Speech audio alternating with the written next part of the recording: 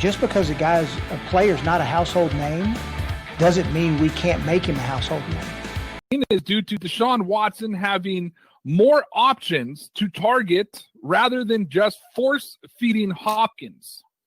Of course, after the Texans traded away DeAndre Hopkins, they signed Randall Cobb. They brought in Brandon Cooks.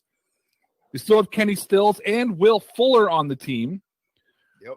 So there's a lot to go around. But now that my boy, Lawrence Owen, is in the building, this was your baby to begin with, and I somehow weaseled my way into this story. Not only weaseled my way into the story, weaseled my way in to host the story. But Lawrence, before I give my opinion on any of this, will the Texas offense be better without DeAndre Hopkins? I mean, obviously, DeAndre raises a bar. I get that. As an individual, there is no player on the Texans outside of Deshaun that is, I mean, even JJ, because of his age, but there was nobody outside of that was at that caliber of player. But the real question is, at what you're paying or going to be paying D-Hop, is it better to have two good receivers or one really, really great one? That's my question. Because one really, really great one can be taken out of a game. Ask Bill Belichick. That's why he's so good at that, right? So, you just put a guy under, put a guy over, and he still might get a couple catches, because he's just that darn good. But when you have even amount of people with equal amount of talent across the board, and depth behind that talent to be able to refresh the team as they go, keep their legs fresh and stuff. Overall, I think it's kind of scary, but now that I sat down and seen everything that Bill O'Brien has done, he might have been a little bit of a mad genius in this situation. Okay. So here's my thing, Lawrence. Sometimes you decide to go the quantity over quality route. Being a New England Patriot fan, I have seen that work and I've seen it not work. Right. I saw the likes of Danny Amendola and Julian Edelman, Chris Hogan win a couple of Super Bowls together. I then watched the mishmash of Antonio Brown, Josh Gordon, Julian Edelman, Mohamed Sanu, N'Keal Harry, and Jacoby Myers have one of the worst offensive seasons the Patriots have had in the Tom Brady era. Here's my point to all of this, though, Lawrence. Mm-hmm. When I look at the Houston Texans, when I look at Bill O'Brien, why can't you have your cake and eat it too?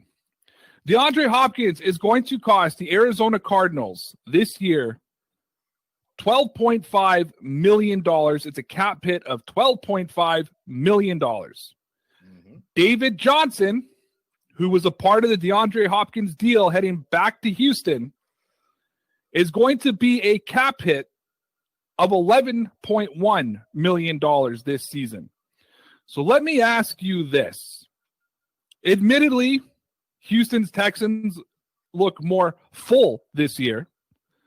But why couldn't you have DeAndre Hopkins, Randall Cobb, Brandon Cooks, and Fuller all on the same team at the same time? Because I would have then, as I have told you in the past and people have watched this, I believe the Indianapolis Colts are the favorites to come out of the South. If they had still had DeAndre Hopkins plus that supporting cast, I would have been going with Houston. I fully agree with you. But the problem that we have to take into consideration is what kind of fallout was Bill O'Brien and D-Hop having over the course of the last couple years, right? I mean, if Hopkins was not happy where he was at, was there a chance that he would hold out? I mean, he's obviously he wanted out. This was, you don't trade maybe the best wide receiver in the NFL for a second round pick to anybody, right? And the only way you do that is if you want him out or he wants out, or there is a chance that this guy will not play at his elite level the next year. So if there was a chance, if there was a fallout and O'Brien was thinking, well, he might either hold out or he might not, put his full effort into playing. Because, I mean, let's be fair about this. It's not like Hopkins is a speedster. What he does great is going up and getting 50-50 balls. What he does great is his cuts, his route running. He's a possession receiver, maybe the best in the business right now. And it would not take much for him to just drop a level and still look like he's out there playing, but not really doing so. So if there was a little bit of fallout between them, then that's why you don't have your cake. You got some icing here. Well, no, actually you got the cake, but you're not got the icing, right? You got the fullness of the team, but you don't have that icing that is D-Hop. I am a coach guy. Mm-hmm. And when there is a player-coach conflict, 9.9 out of 10 times I will take the coach's side. The whole Brady versus Belichick debate amongst Patriot fans, even though I tried to stay neutral and in the middle and say you can't have one without the other, I've always leaned towards Bill Belichick for everything else that happens on the team. Tom Brady didn't single-handedly win us a Super Bowl. And if people say, yes, he did, well, he didn't single-handedly win us Super Bowl 53. So my argument, that's check and mate. But in this situation, after moving on for Jadeveon Clowney, and now DeAndre Hopkins, bringing in a beat-up running back, realizing you could have had DeAndre Hopkins and the rest of the players on that team. If I'm the owner of the Houston Texans, I may be looking at this situation going, maybe I put my faith in the wrong guy. Maybe I should have looked at it. Because here's my concern. Will Fuller, when you look at that whole list, he kind of bumps up to that number one receiver's position. I mean, Brandon Cooks is not Brandon Cooks from 2 years ago. Brandon Cooks is coming off another injury-filled season. Randall Cobb, older, beat up, experienced. Will Fuller is probably sitting number one on the depth chart right now. And I have number one last year too. And I have concerns with Will Fuller. Mm-hmm. 6 drops on the season. He's only got a 84% true catch rating. There's a lot of things about him, and his yards per target is 9.4 yards. His yak isn't great. Yeah, he's got speed. He's got wheels. He can stretch. And I get now you have Brandon Cooks, another guy who can stretch. You've got a true slot receiver in Kenny Stills, who, let's face it, hasn't been the Kenny Stills of past, but you've got Kenny Stills. But I just sit there going, the magic that Houston could have made this year, because they're now a team that's coming up on having to pay Deshaun Watson, who's going to demand, if Dak Prescott is demanding $40 million, how much is Deshaun Watson worth on the open market? You know what I mean? If he's going to hold out.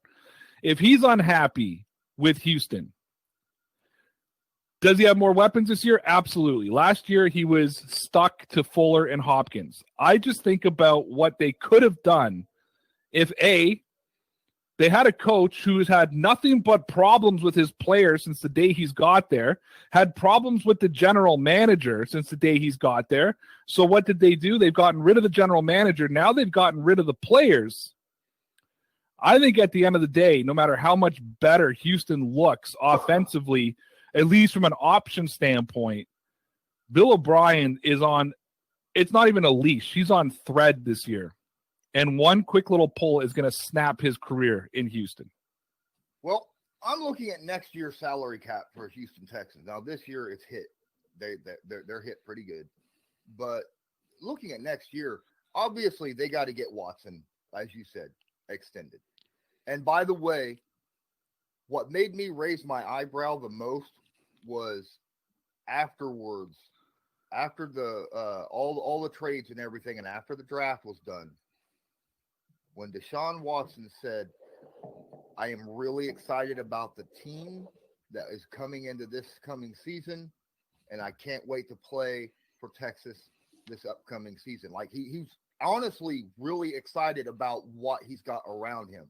Now, if he was upset with the coach, you wouldn't sound as excited. Now, yeah, I get that you don't air your dirty laundry, but from the interview that I've seen from him, he looked truly and honestly excited about this year. Now going back to the cap.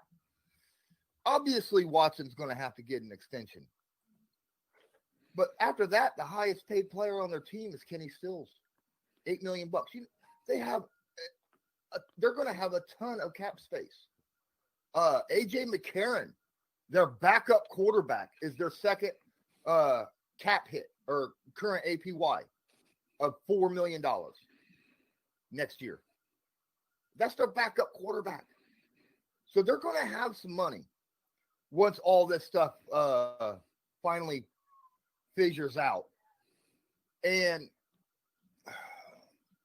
the problem that I am seeing is they're going to have to continue to build, because Cobb's on a 1-year deal, right? They're going to have, I don't know if they've extended Cooks or not, but I think he's on a 1 year at the end of his contract. So they're going to have to figure something out. It's probably one of those, show me what you can do. You know, it's this year. Show me what you could do. We got money next year. Play well. You might get a paycheck, because what they did in the draft and what they did in free agency was complete opposites this season. And this season, they got rid of D-Hop, but they went out and got a whole bunch of offensive players. And draft-wise, they only had 5 draft picks, but 4 of those, 3 of those went to offensive or defensive players, and 1 went to a wide receiver, and 1 went to a offensive lineman, I believe. Let me look at that real quick. I think I've got that on. I got it right in front of me here. You got a defensive tackle, a linebacker, an offensive tackle, a defensive back, and a wide receiver. Yeah. So they went and got 1 player on each level of the defense.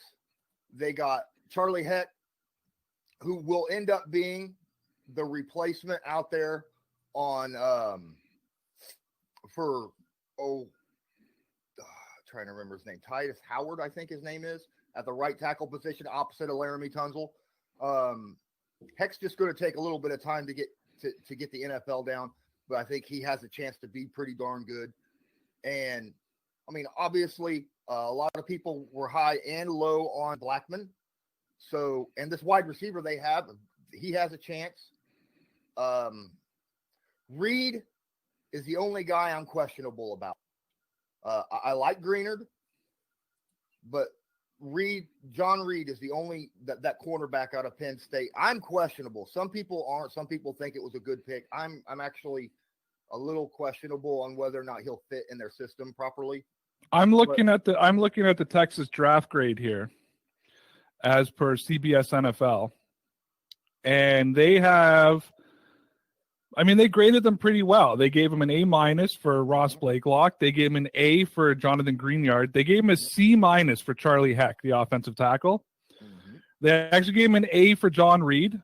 Yeah, I know. They really did like Reed. Yeah. I question the scheme fit, though, because they do a lot of man. I think Reed's more of a zone guy.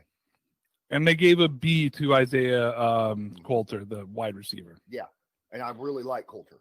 I think Coulter will end up being pretty good. Obviously, he's not going to be in the starting rotation right away. I mean, Randall Cobb is a backup right now. So yes.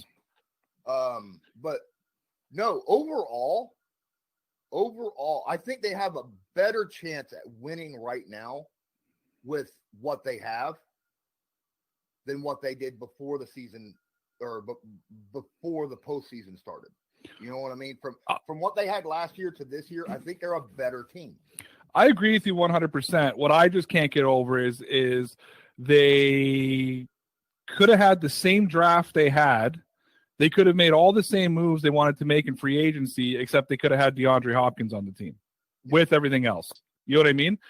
And it wouldn't have affected their salary cap. It's $1 million difference on their salary cap. You can figure that out one way or the other, right? That's my whole thing. I agree with you. I think this Texans team looks much improved from last season. I think the offensive line is still going to be suspect. It wasn't really addressed. And I think that's going to be an issue for them going forward. And I think that's going to hurt their run game, who they just gave up DeAndre Hopkins for, right? For a broken down running back who could surprise us. Sometimes guys with a change of scenery, look at Kenyon Drake in Arizona. He just exploded there, right? He was having a lot of issues in Miami. He couldn't get any momentum going, goes to Arizona, breaks through. So maybe Johnson comes in and breaks through. I just look at it and go, yeah, they have salary cap next season. But, how many more years does Randall Cobb have left? How many years does Brandon Cooks have left that they're still, these top-end players? Fuller, to me, is a suspect number one. He really is. In my eyes, he's a suspect. I know he's a stretch guy, but he's a suspect number one. And I'm thinking this could have been the year that we all sat back and went, damn it, the Houston Texans are probably going to win the Super Bowl, if you have DeAndre Hopkins on this roster. And that's, I think, the piece that's getting me. I'm not disputing you that I'm not disputing you that they don't look better. I think they do look better. I'm not even disputing. I guess my issue is what could have been if Bill O'Brien could just pull his head out of his ass. Well, I don't know the full argument between Hopkins and O'Brien. So I can't make an opinion on who I believe is right and who I believe was wrong in that situation. I wish I would to be a fly on the wall during that situation, right? Oh my goodness. How much money would you pay? What would you give up to have been a fly on the wall during that situation, during the conversations between DeAndre Hopkins and Bill O'Brien, just to know what transpired to make this completely irreparable, and he needed to be off the team. That's the big question. And until I know 100% what happened, then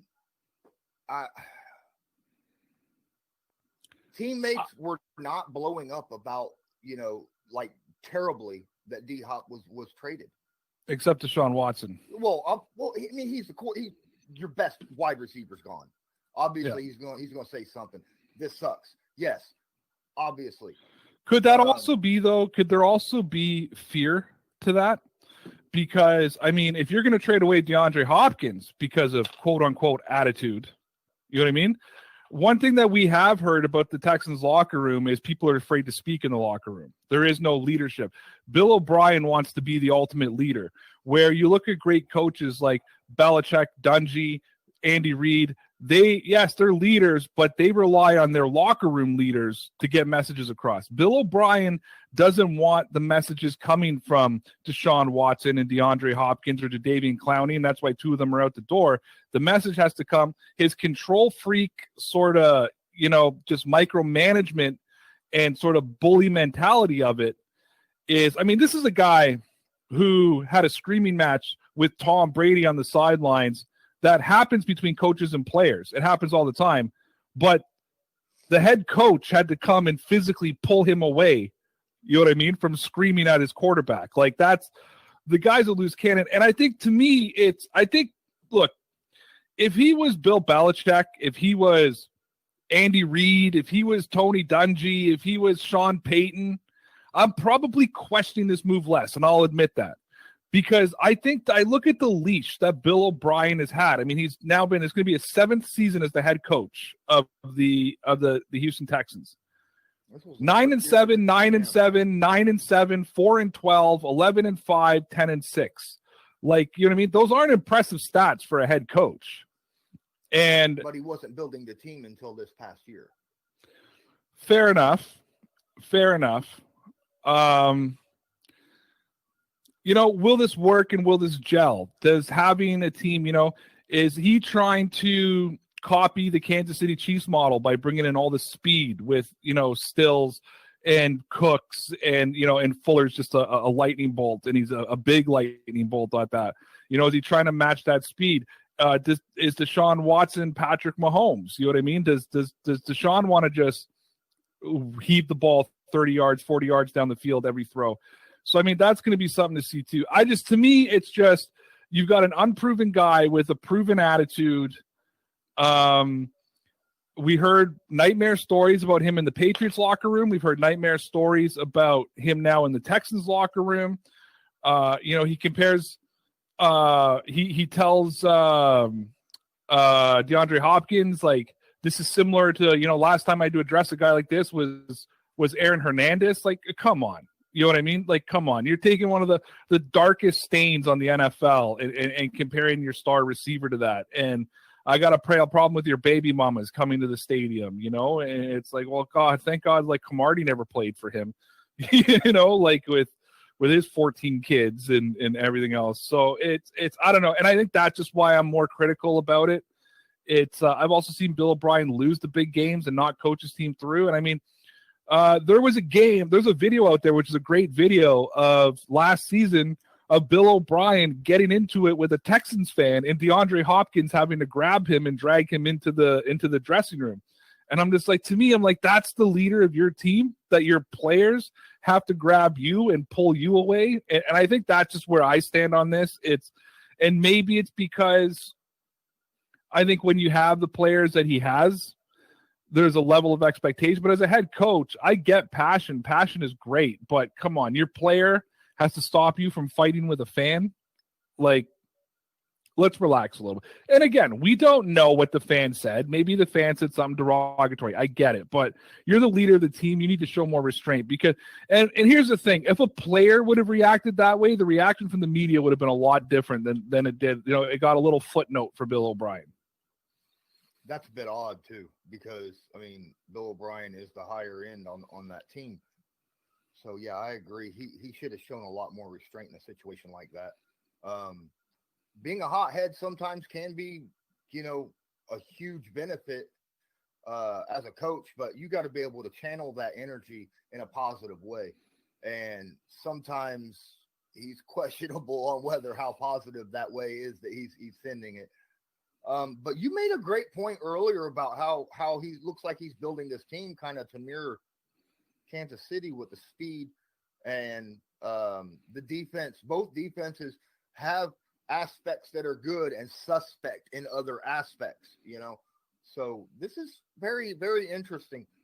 The only question I have, obviously, I don't like Johnson coming because of the simple fact that, he's had his injury issues and he costs a lot of money for injury issues. But I would have honestly stayed with Hyde because I thought Hyde did very, very well last season, and instead now Hyde's in, I think, Seattle.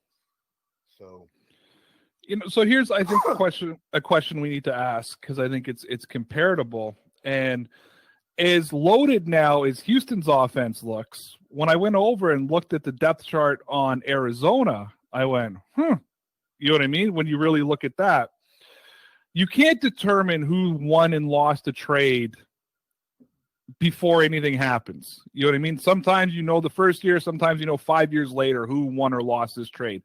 This is a trade that's definitely we're going to know at the end of the season who won or lost the trade.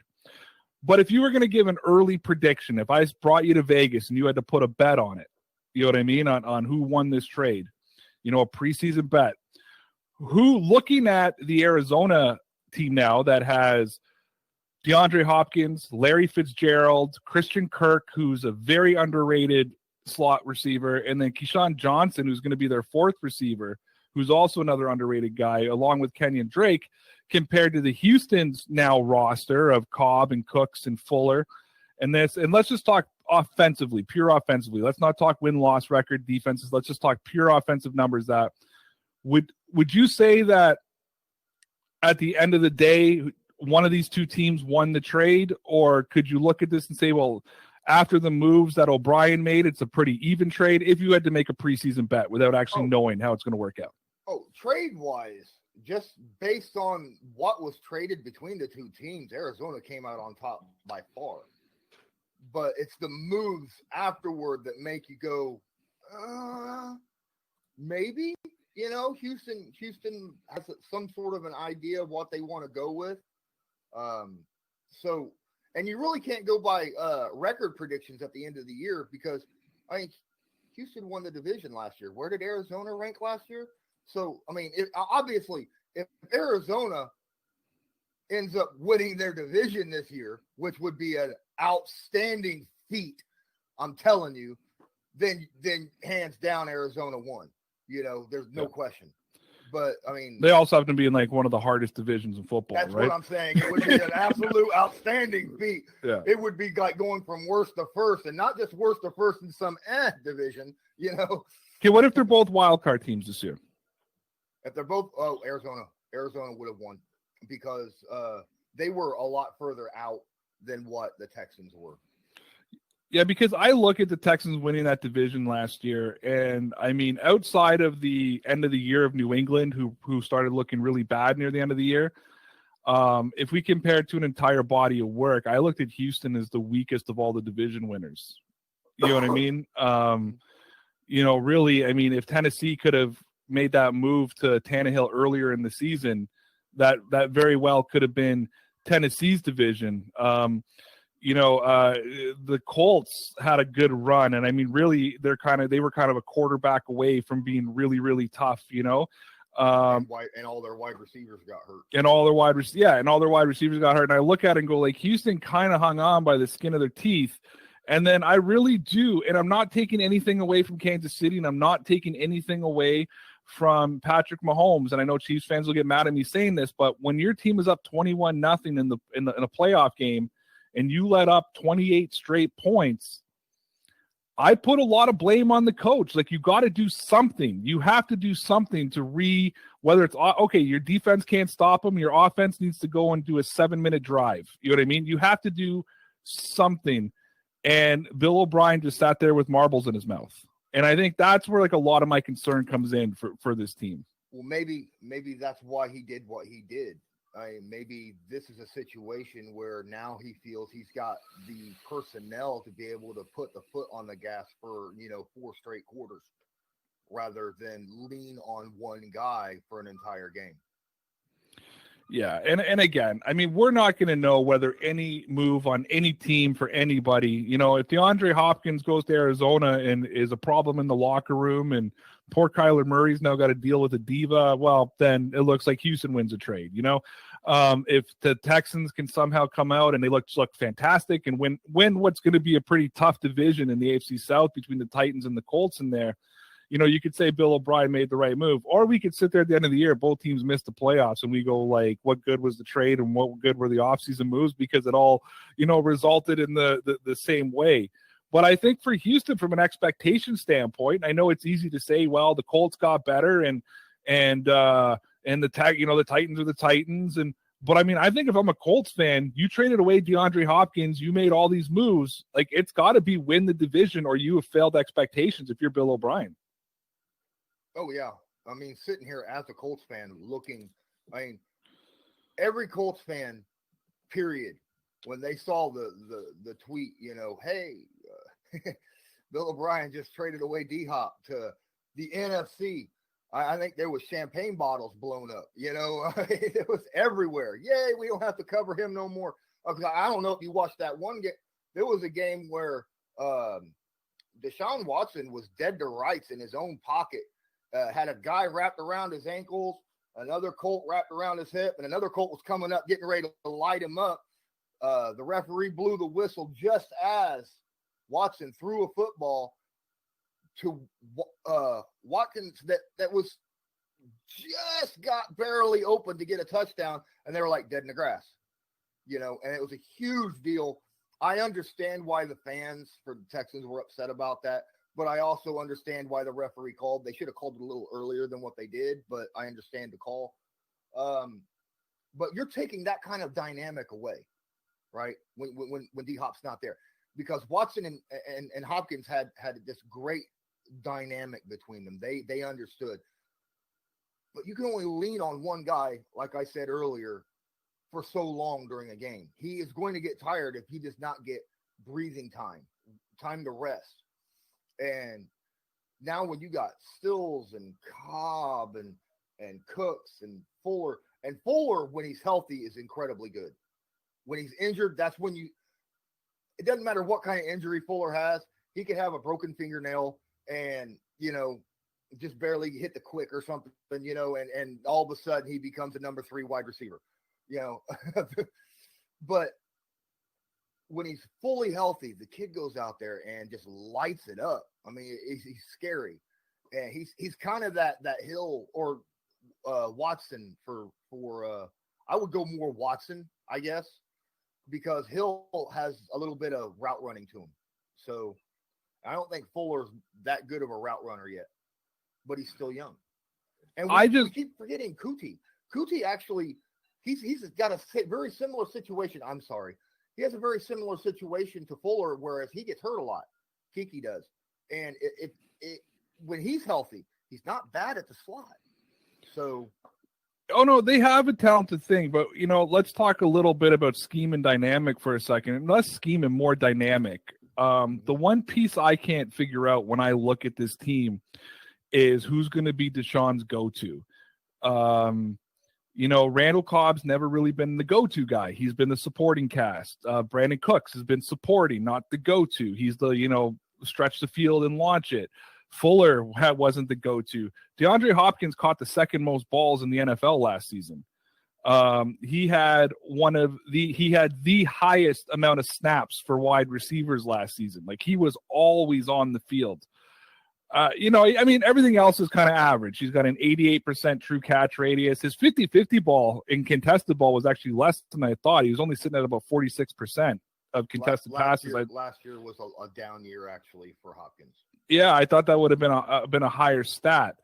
The year prior, he was number 2 in receiving yards, number 2 in receptions, a 55% contested catches, you know, 88.5 catch, you know, true catch radius. Or true catch rating. I mean, so when you're looking at those kind of numbers, I'm sitting there going like, who, you know, that play you were talking about for Hopkins to, you know, get an inch of separation, you know, when he's in a lot of trouble and come back to him. When you think of all the greats, you think of Peyton Manning, you got to have Marvin Harrison in the same conversation. When you think of Tom Brady, Julian Edelman, and Rob Gronkowski, same conversation. Wes Welker for a while. Every quarterback has that go-to. Like, that's my go-to guy. And I'm looking at this team and I'm looking at this roster, and I'm not trying to disrespect any of these players on the Houston Texans right now because there's a lot of talent there. And I'm trying to figure out, though, maybe Kenny Stills, he was a bit of a go-to in Miami. Who's going to bail out Deshaun Watson when he's got 3 Indianapolis Colts hanging on him? That's what I'm trying to figure out. I'm thinking they're hoping that David Johnson will be that guy. You know what I'm saying? That dump off, hurry, you know, get me out of trouble. There is there's a plus and a minus to this whole situation with Watson right now. The minus is his head's going to have to be more on a swivel now. Instead of being able to, as soon as the ball's hiked, look over, hey, is Hopkins one-on-one? Yeah, throw him the football. You know, that he can't do that on every stinking play now. But the plus is that as long as his head is on a swivel and he's able to get through his progressions quick enough, he's going to find someone open. It's almost a guarantee with the talent that he has around him now and the depth of that talent around him now. You're going to get someone to win a one-on-one somewhere on that line. He's just got to be able to keep his head on a swivel and be able to find that person. So it's going to take him a little bit more effort to find the guy, but he'll be there. He's just got to find him. I also want to name one more player that I think could be a big part of the passing game this season. Missed the entire last year with a concussion, but a tight end that I was very high on going into the 2018 draft, and that's Kahale Warren. And New England, obviously, 2018 was, I thought, in need of a tight end. And 2019, I mean. I thought he was in need of a tight end, and they were, as we saw with those three. And I was, I think he played out of San Diego State. Yeah, he was a San Diego State tight end. And unfortunately, last season, he dealt with a concussion and a hamstring in preseason. He couldn't play a game in the NFL. If he's back healthy, when we talk about a go-to, and I completely forgot that Warren even played on Houston, he could be that go-to for Deshaun Watson. I really, really like Kahale Warren. I know you're a video guy, If you ever get a chance, watch his video because he is a solid tight end with just – you talk about catch radius and hands. He's not Gronk. He's not Travis Kelce, but he's got the hands and he's reliable. And I wonder if maybe he could be that guy for Deshaun Watson. Well, I don't know. I don't really know the guy very well. I haven't looked, but I know that on their roster, their depth chart, they have Darren Fells as their starting tight end. But personally, I think the third year Jordan Aikens is a very good tight end. He just, again, you know, I mean, let me look here real quick at something. He played all 16 games last year. 36 catches, 418 yards. He needs to be a little bit more, but then again, he didn't have a lot of, he's mostly known, Aikens, as a blocking tight end, but he's got hands. He's got the ability to be that all-around tight end. They just got to use him that way. And I've seen him stand out in games last season. Yeah, and I'm trying to look at how much they targeted him last year. He played at 62% of their snaps, so they used him quite a bit. Mm-hmm. But only 55 targets, I think, is what it was. Was it only 55 targets? Yeah, and I'm trying to see where that ranks him in the NFL. I can't find that stat right now. But yeah, I mean, you know what? Like, as a target premium, they have him rated 30th in the league, you know, as a premium target. So there's a lot there. Yeah. And I think what we'd have to see is his catch radius open up a little bit. Quarterback ratings when targeting him is a 77.7, but I mean that also includes coverage and that kind of thing. I can't find where he's started, but I mean he's got to me, and again I'm an analytics guy. The true catch radius is always what I look at for a guy because you know like he had a 65.5% catch rating last year or catch percentage last year. But how many of those balls flew 10 feet over his head, and because it was targeted to him, that counts as an incompletion in his, you know, as a target and incompletion.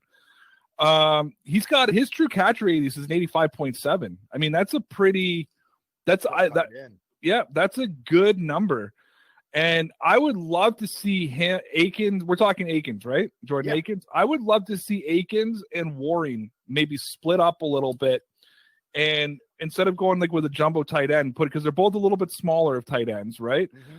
Putting both those guys out there on either side, very similar to a Gronkowski Hernandez, and let them both go because they both have good hands. They both got wheels. I'm looking at his attributes with wheels here. I mean, you know, and he's a pretty strong guy. I would love to see, you know, a 6'3" Aikens and then Waring on the other side getting some more targets outside of those receivers. And really, I think that for the Texans to be successful this year, he's going to have to spread the ball around a lot, not just to the receivers. The running backs and the tight ends have to be involved in the game. Oh, yeah, absolutely. That's all I was saying. His head needs to be on the swivel. When he's on that field, he's got to break that field down in not halves, but thirds, you know. Look to the left, look to the middle, look to the right, and immediately find your guy that is open, you know. And as soon as you see a guy that's open, get rid of the football because you don't know who in the heck is going to come through that line.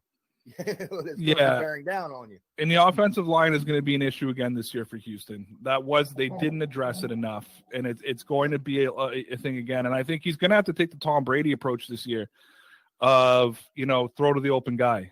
And if that's your running back 2 yards out, dump it to him and get some yak yards and then move on to the next play. Every play can't, you know, Deshaun likes to throw home run balls. That's one thing he likes to do. And we saw it with Fuller and DeAndre Hopkins.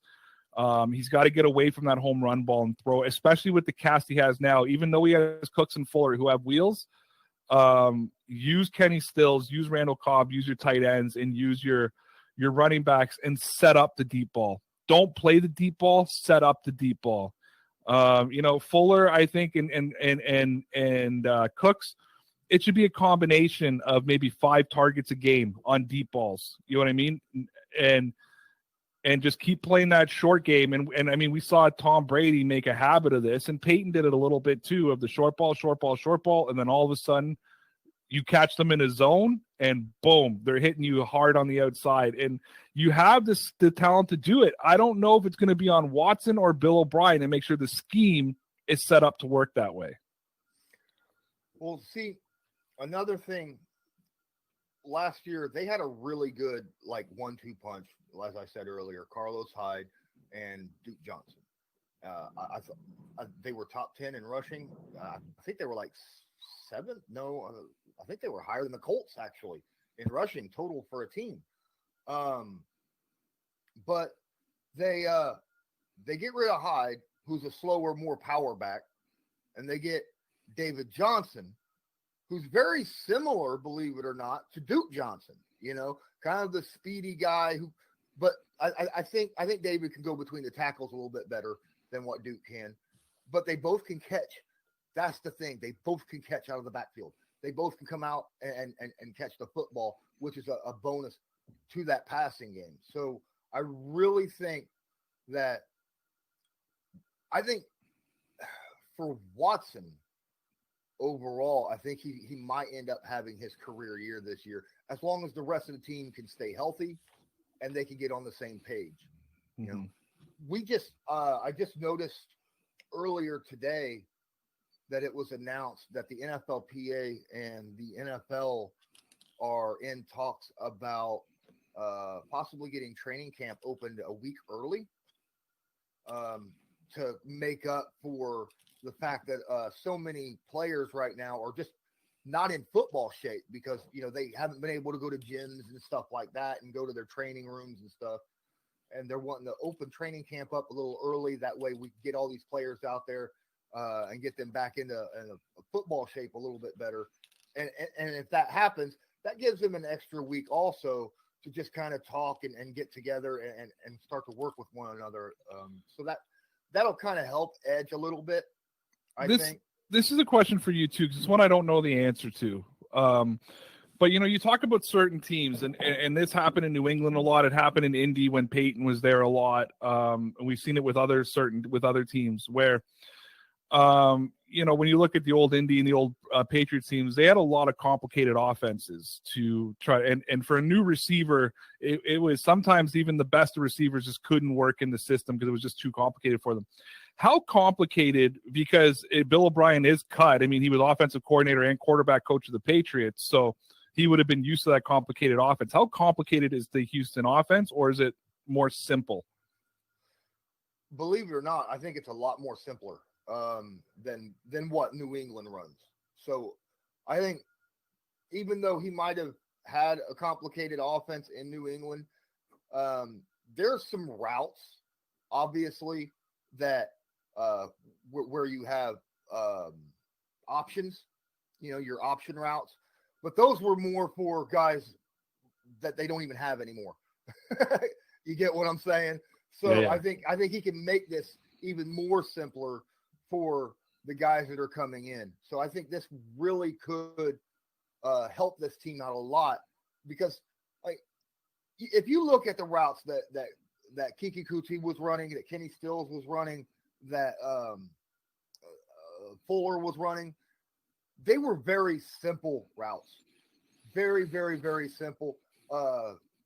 Even when the audibles, they didn't have to really change their position too much in the audible, right? Yeah. So that's also a huge benefit, less complicated thinking during an audible. So yeah, as long as he continues keeping that, he might have to.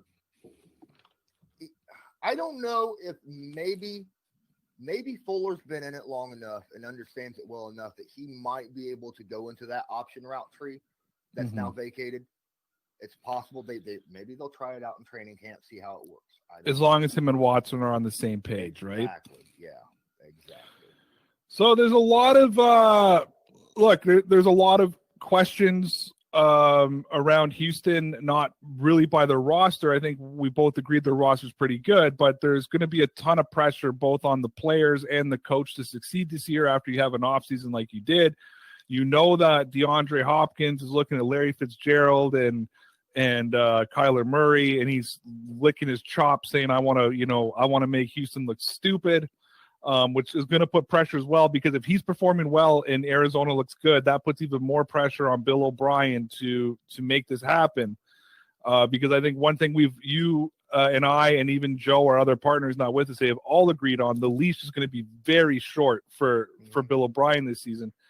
It's going to be interesting to see how it all breaks down and it goes. Again, we'll find out at the end of the season whether anybody won this trade or if it was just a straight up, if Houston wins the division and the Arizona goes to the playoffs, I say it's a draw. It's a draw. And Bill O'Brien was able to fill the team and make it better or keep it the same without Hopkins. And obviously Arizona gets better. So it'll be interesting to watch. It'll be interesting to see. Houston, even in their winning days, haven't been the most relevant of teams to pay attention to, but outside of obviously the South, but it's definitely a team. Them and Arizona are definitely two teams I'll be keeping an eye on this season because either I'm going to turn around and say I told you so, Bill O'Brien's a moron, or I'm going to give him the kudos that he deserves because he saw something that we didn't. Any final thoughts before we say goodbye to the people? Yeah, I pretty much same situation. I mean, I will admit that there is a slim chance that, like I said at the beginning of the stream, there's a slim chance that he might be a mad genius in this situation and that people are just not opening their eyes and seeing what the plan is that he has and why he's doing what he's doing. And yes, the trade was awful. It weakened the team because, when you lose one of the best players at a position, obviously it weakens your team. But who's to say how he would have played this upcoming season due to his quarrels with the head coach or whatever it was that was going on in the locker room, the reason why the trade happened. So we'll see.